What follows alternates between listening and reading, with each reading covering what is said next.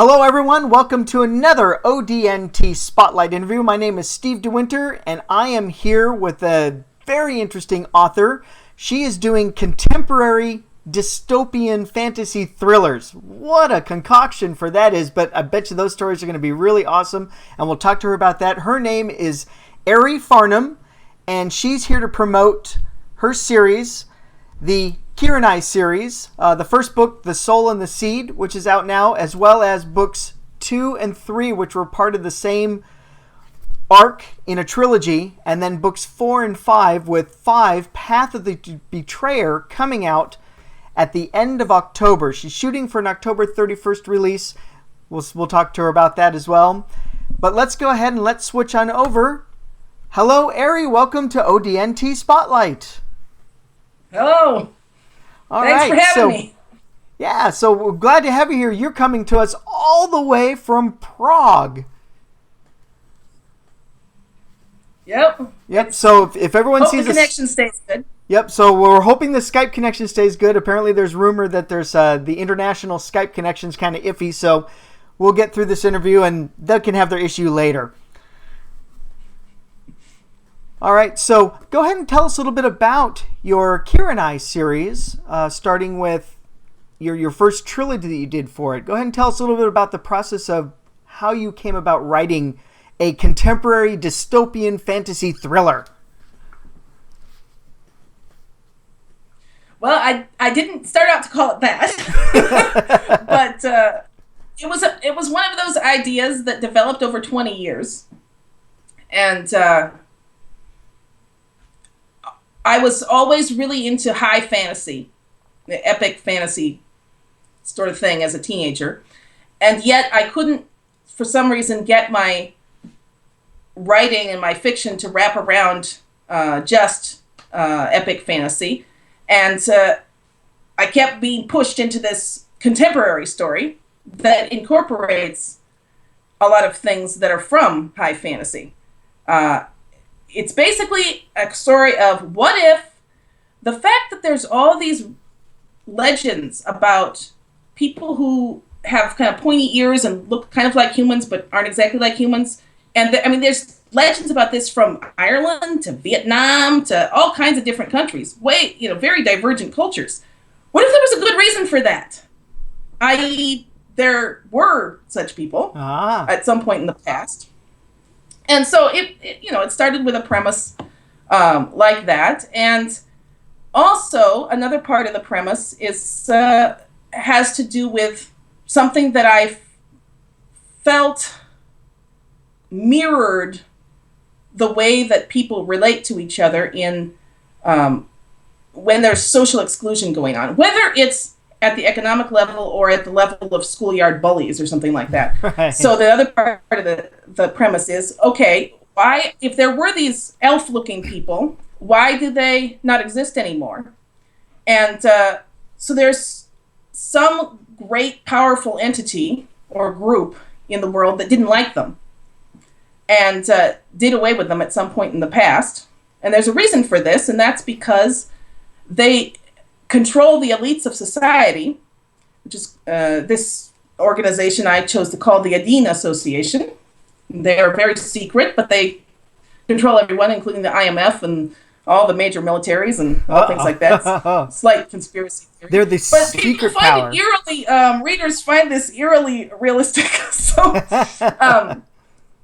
And it happened to be that the elf-looking people, who are called the Kiranai, were immune to the kind of control of emotions that this association used to have influence in the world. And so back in the Middle Ages, they got rid of them. But being magical, not exactly human race, they had magic users who implanted something in the human genome that eventually came together as a reinvigorated line of the Kiranai. So basically, the Kiranai turn up in modern times. There's some scientific basis for how this could happen. Oh, very nice. Based on genetics theories. Too complicated to explain at the moment. But that's for another series. This is fantasy. And, we just know it's possible. Yes. Anyway, it is fantasy. It's a what if story. So what if the fact that, you know, there's a 1% of the 1% of the world controls just about everything. We know this is true. What if there was a good reason for this, i.e. they were using some kind of control of people's willpower and emotions to run things. We know that democracy doesn't work quite as well as advertised. Looks great on often. paper. Yeah, it looks great on paper, but lots of, you know, campaign finance shenanigans and so forth and so on. So, you know, we know as a former journalist, I had lots of fodder for this part of it. And then what if, you know, I mean, why is it that there's lots of different kinds of dogs? Why aren't there different kinds of people? For crying out loud. Right. We don't just have, like, all Cocker Spaniels, and some of them have to be brown, and some of them happen to be tan. That's what we have with humans. Why is this, okay? So for me, as a person who loves epic fantasy, this really seems like a real scientific problem. So I put these two parts, these two what-ifs together, and you get the Here and I series, which is, I don't know what, you know, dystopia sounds like it's future, and at the same time, it's also fantasy, and it's a bit dark, and has a lot of elements in it that people consider to be along the lines of thrillers. So that's how it got to be called dystopian fantasy thriller. Excellent, excellent. So the first 3 books are a complete trilogy arc. And we were talking earlier before the show, as much as you say, you definitely have to read all the books in order. So right now we've got 4 books out, with the 5th book coming out in October. And even though books 4 and 5 break from the original trilogy, all the world building has taken place in the first trilogy. So you definitely need that as a foundation, right?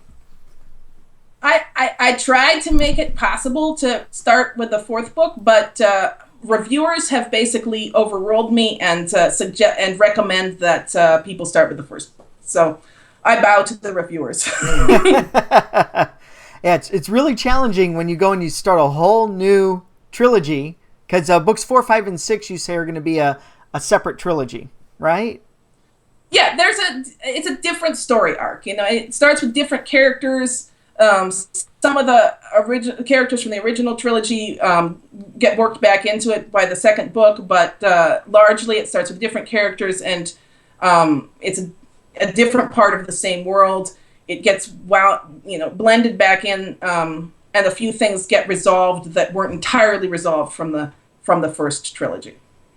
Excellent. So that sounds like a really, really good trilogy. The first 3 books.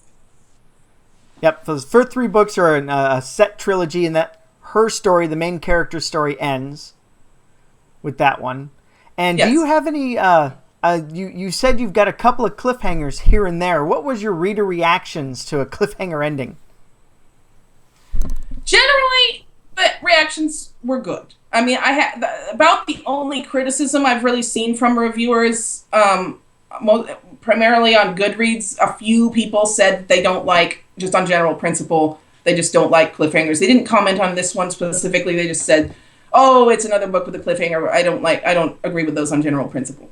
That's what I've heard, but it was a very few number of readers, and I personally like cliffhangers when I'm a reader, so I don't do well with what happens in a lot of series is it seems episodic. It's like the main character gets into trouble and then gets out of trouble and everything seems fine, except you know it's really not going to be that way, and then they get into trouble again, and it's like, is this main character really very smart? You know, so I don't as a reader do well with those types of series. I was a huge Tolkien fan, and so I just can't, I can't, if I'm going to do a series, I can't completely end the story with each book and then start the main character, you know, kind of stupidly getting back into trouble again. Right, solving all their problems and then tripping right into more problems. The action and the emotional impacted the series is intense. It's not easy escape from reality type of fantasy. A lot of people say they're into fantasy primarily to escape from reality. A lot of people, when they read this, they say this makes me think differently about reality, and Right. so it's very intense. And it would be disingenuous to have the character get into this much emotional intensity and then do it again, for some silly reason. Right. So we're talking about characters. What makes your characters stand out? All of them, or the main character? Let's start with the main character, and then we'll hit on some of your other characters that you have, because it's all more than just the one, I'm sure. Yeah. There's several significant characters in the story.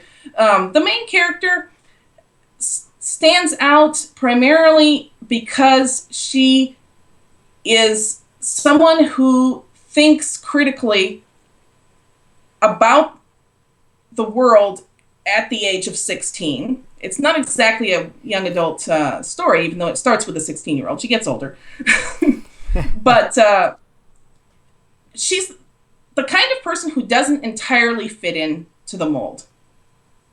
She doesn't think of herself necessarily as an outsider, but she doesn't entirely fit into the mold. And yet she doesn't let that make her depressed in some way. And so that's a big part of her character. She also, when she gets knocked down, she bounces back fairly quickly. And her impulse is to work on protecting others in a similar sort of situation. So while she comes from a rural backwater, she has some significant spirit to her. And readers tend to really like the main character, which I was very happy about. Oh, good. That's always a positive thing. Yeah. You can never be very sure of it. Main characters, for me, have to be so close to the reader that it's harder in some ways to make them stand out. And I was glad that this worked with this character. I write from first person from different perspectives, which is also something that is not particularly common. So the first book has 3 different narrators that are always separated by chapters so that the reader doesn't get confused. Haven't had a lot of problems with people getting confused. But it's always in first person, but it switches to different narrators. There's 3 different narrators. One of them is the main character, and then there's 2 other significant characters. And the other characters who are main characters who are major characters in the story come from different parts of the world, and they're in a significantly different situation from her. Unlike the main character, Aranka, the other 2 primary characters in The Soul and the Seed know what's going on. They know about the fact that there's this association that controls the elites of the world. One of them is a young Israeli doctor, and one of them is a Vietnamese kind of rebel fighter who's part of a pagan religion that is important to the story. So you've got a lot of diversity in your whole cast. Yeah. This came out of kind of my teenage fantasy. The characters specifically came out of my teenage fantasies, where I had this group of people who came from these different countries, and I left them the same way that I, for whatever reason, developed them at 14 or 15 years old. I did leave what countries they were from, and primarily what their characters were intact for the past 20 years of story development. I thought, should I change this? This was a stupid teenage idea. But I made it work, and I think it was actually a very good thing. And it makes a much more adult story, actually, which is interesting. But for whatever reason, I had a Vietnamese character, an Israeli character, an Arab character, a Russian character, an Australian character, a Kenyan character, and a Czech character. You've got them all. Yeah, I guess the Czech character was not Czech necessarily back when I was a teenager. I didn't really know about the Czech Republic back then till I was 16. It was one of the later editions. Excellent. So you've been working on this story since high school and beyond. When did you first come up with the idea for this story?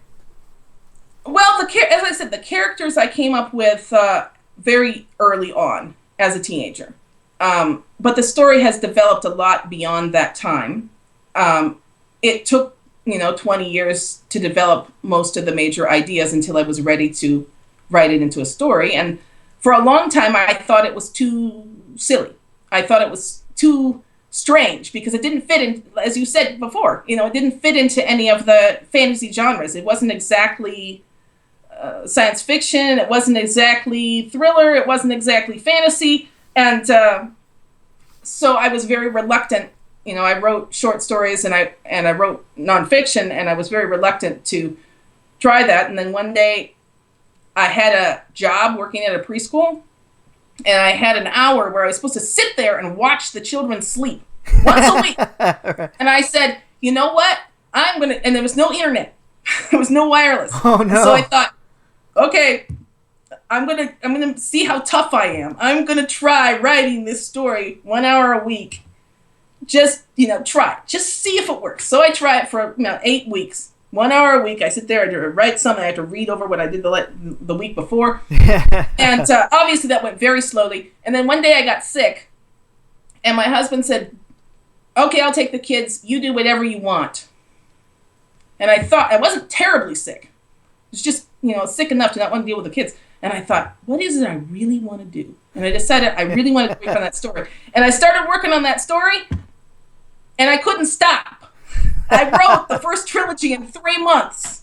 There are 85, 90,000 words, and I wrote the whole first draft in 3 months. It had been building up for 20 years so that it just really worked. You had a fever, and the only solution was more story. It was very strange. I couldn't really concentrate on anything else. My kids were kind of neglected. Go make yourself some dinner. I'm busy. Yeah. any of it, that's what happens when you spend 20 years developing something and then it all comes out. And then you've had enough. Okay, they're done with the development. We're just doing this. Yeah, I mean, just whether or not it exactly fits a genre or not. And, so far I haven't, it's very hard these days to spread something far and wide, no matter who you are, unless you're kind of famous already. But reader reaction has been really, really enthusiastic. So that is heartening to me because I wasn't sure when I started that this wasn't just some silly teenager came up with. I mean, it started as a silly teenager, but it's actually not really aimed at teenagers. And I have spoken to one group of a book club of older teens, and they did like it, but it's pretty harsh for younger teens. Well, you've got, most people when they have a villain in their story, the villain's, pretty powerful and everything, but your villain is the most powerful person in the world, it seems. It's not one person. Well, it's an organization, right? Yeah, right. The organization is a few hundred people who basically control everything with their circles of influence. And there is a villain, or there's 3 villains. In the first trilogy, there's one particular bad guy who's kind of is obsessed with hunting down Aranka, the main character. And so in that sense, there is a villain as well that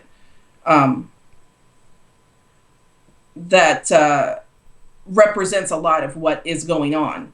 But it's a hard nut to crack when your basic big bad guy is actually an organization that pretty much does control everything. Right. So as opposed to the bad guys trying to take over the world, they've already got it. They're just trying to keep it. I don't know. To me, people say, how can it be dystopia if it's contemporary? I'm like, I thought you all wanted to escape from the world. The world is kind of depressing. What if I just explained? All I'm doing here is explaining a possible explanation of why the world is so depressing. Yeah, so that's an aspect we want to look at here is, when we think dystopian, we're thinking far-flung future or near future, world is totally different, and you're saying we're going to do contemporary dystopian where the world you think is not how it is. Is that the aspect and angle you're coming at it from? That's pretty much. I mean, the world is as depressing as you think it is, and as there's the freedom to shop, sort of, and you have your TV and your retail therapy and all these other things, but it's not really very fulfilling, and there's lots of people making money. There's people higher up who are making money off of your supposed privileges and luxuries, and then very difficult to do the things that seem like what would be reasonable and healthy. And I'm just saying, it's completely, one of the things that people say when they read the first book is, it's completely plausible. I'm walking around after I'm reading this book thinking, oh my gosh, this could really be true. As far as I know, it's not. And the black vans have not come for me yet. So you've not been spirited away in the middle of the night. But it's built on the basis of today's reality looks this way on the surface, but underneath it's controlled in a way that if you step out of the lines, bad things are going to happen. Or if you happen to be unfortunate enough to get some Kirinai DNA, not just a recessive, but actually dominant in your system. Yes. If you end up as a full-fledged Kirinai by genetic fluke, then you, whether you like it or not, you are then immune to the control of wills and emotions that is exercised by the Adena Association, and then they're going to be after you because that is a threat to them. It's the only thing that can threaten them, is there would be a strain of people out there who are immune. Immune to their influence. Yes. And not everyone is specifically controlled by the Adene. It's different from your standard mind control dystopia because nobody's acting like a robot. It's not like what's the Mind Jack series or something like that, right. where they're being controlled to do this and that. They are manipulated to want a certain thing, and primarily they want the benefit everything to be for the benefit of this association, and therefore they work towards that without, their actions don't have to be controlled, because what's controlled is what they desire. And most people are not even in this. Most people are just manipulated by the media manipulation and everything that we already know about. Right. Well, they're just doing what they're told by their bosses, this is what we do. Because, I went and I read the first chapter of the first book, and they're doing medical screening of all the kids. And we find out pretty soon that they're looking for the people that have this, Kirinai DNA in them, so they can get them before they become a problem. Yes. Yeah. This is, genetics has come far enough. Now they've realized they can actually screen these people out and get rid of the problem, because it's very important. If you're the Adena Association, you need to control a certain thing, and if somebody's not doing what they're supposed to do, you have to deal with them. Best way is to control their emotions. But then you have Bernie Sanders, So then somebody comes along who you can't control. It's a big problem. Yep. So they figured out a way to get it early. Mm-hmm. Very cool. So yeah, that's where this is coming from, and it's based on basically pulling things together so it can look like on the surface this could be under the surface in our society. Everything that's done, the settings are all based on real places, primarily based on real places, unless it's a building that I completely constructed. But usually I even constructed the building in a place that really exists. In a real spot. Well, you started it, your main character lives in the town you grew up in. Yeah, I mean, I love it when I read books that are based on a place I know, and I wanted to give the people in my hometown something cool. I haven't lived there for a long time, and I could have just as well have based it where I went to school or where I live now. But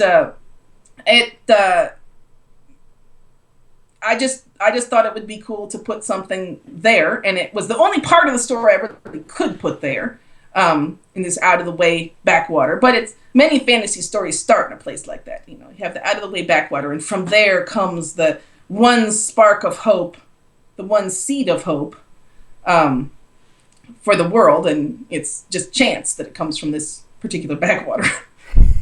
Have you sent them books to put up in their library? Oh yeah. We had a big event actually last year to launch the first part of the series, and that was pretty fun because people out there are not used to having something like this based in their area. A lot of non-fantasy readers picked it up and were interested as well. Well, you also get the dystopian readers and the thriller readers, so you got them all covered. Hopefully. Always see it that way. And one of the things that we were talking about earlier is you do your own herbs for herbal medicine. Yeah. And you brought some of that also, some of the characters in your stories a little bit. You said it's going to play even more in the second trilogy.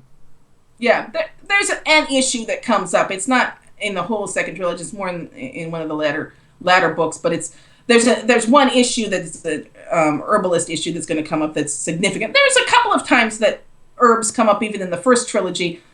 Simply, there's a character who's an herbalist, and because the Kirinai are physiologically and biochemically different from humans, the doctor guy doesn't entirely know what to do when they have problems, because not all the regular pharmaceuticals work, and so there are some things that end up being done with herbs, basically. Because they're an ancient race.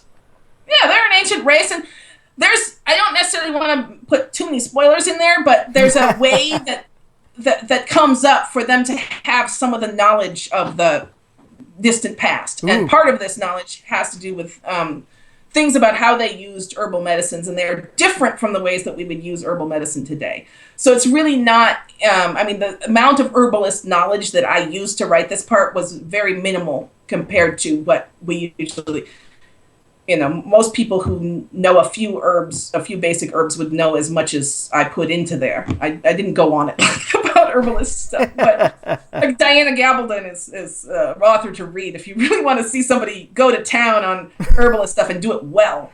She's categorized as romance, but I think fantasy readers would like her. And that was part of her Outland series? Oh, yes. Huge theme of it. It makes it very entertaining for anyone who's interested in herbs.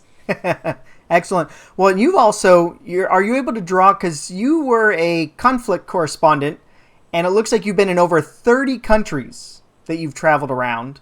Yeah. And were able to use a lot of that to build into your story and build your world? Yeah, definitely that was a big part of it. I have these diverse characters that I came up with before I'd been to all those countries, which was interesting. And then I went to many of these different places, and that made it so I could really build those characters for real and make them real. And that's very impressive. I've maybe gone 30 minutes from my house. You visited 30 countries. 30 minutes? You must have been further than that. I've flown down to Disneyland. Yeah. But it takes half an hour on a plane, so 30 minutes still. I suppose so. But yeah, that was what I was doing in my 20s, was doing journalism, and you tend to move around when you do that. And it's been very useful for this series, because if you write first person from multiple different characters, you've really got to get into the character's head. You have to make the voice stand out. Every voice has got to be different. Right. And so you really have to know and understand different people and different ways of thinking. And so that was a big part of why that traveling was useful. I did base a few scenes in Kosovo at one point. But Kosovo and Montenegro and the Czech Republic actually come up in the story. So So I did use a couple of international locations as well. But it has more to do, I would say, with the characters, because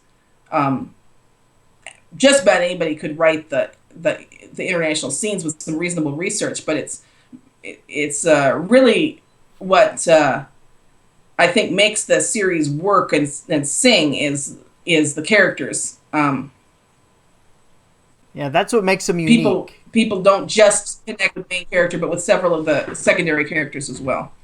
And do you feel that's because you went and you made the decision to write it entirely in first person, but not just from one character's point of view? Do you think that helped make people identify more with your secondary characters? Reviewers have said that does help. Although one of the comments that I got, when I got more in-depth comments from beta readers, they would say, I almost got more about the other characters when somebody else was first person, but it really, because it's first person and it's close first person, it's very emotionally intense, and you really get a lot of the characters. You get inside the characters' heads, and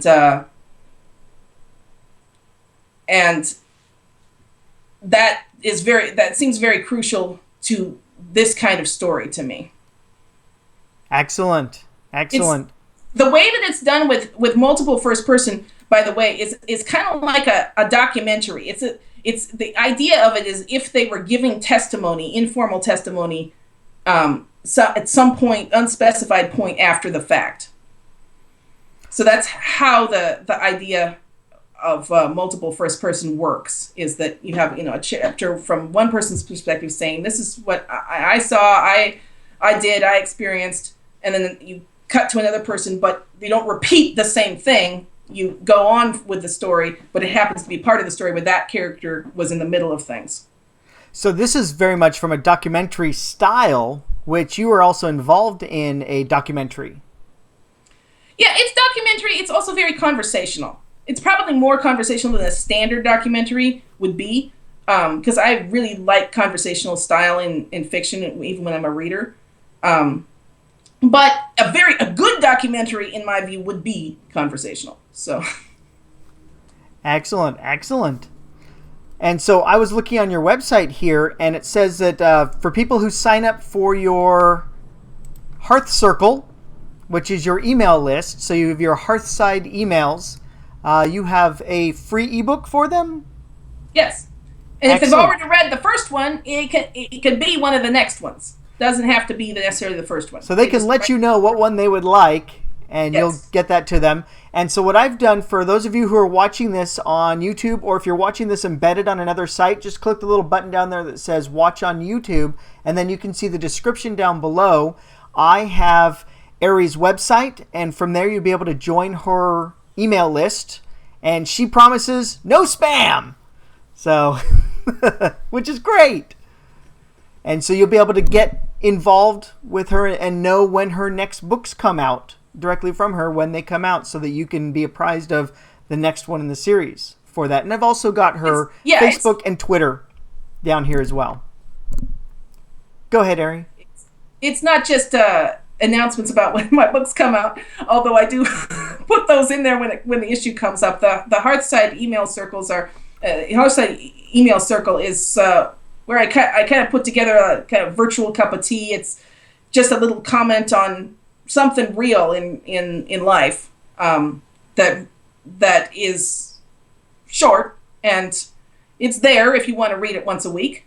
Uh-huh. And along with it, if you don't want to read that part, you can scroll down and see the links to what I've been writing, whether it's blog entries or books or things like that.